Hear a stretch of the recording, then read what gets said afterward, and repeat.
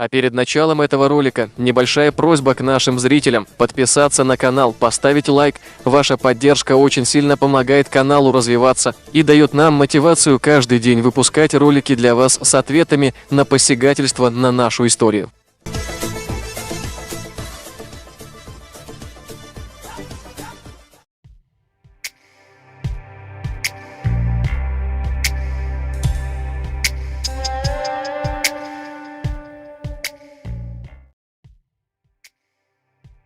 Каждый из вас слышал, как ингуши кричат о своих тысячелетних башнях. Но так ли это? Конечно, нет. По сравнению с чеченскими башнями, ингушские можно считать новоделом.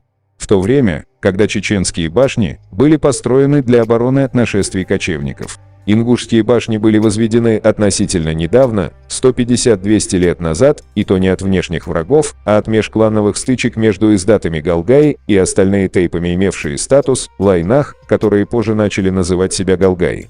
Предлагаю вам посмотреть видео, где сам ингуш рассказывает, как акинцы, к тому времени уже давно исповедовавшие религию ислам, как и остальные чеченские общества, делали набеги на галгаев, захватывали имущество и говорили: ингуши и кафиры, их имущество нам дозволено.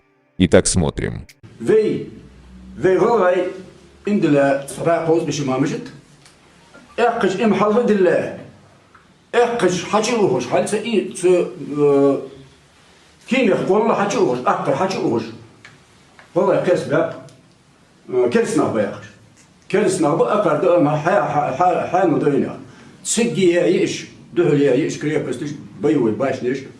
Şaştı çanını kış nahar kırçıbıq, kılçı ot.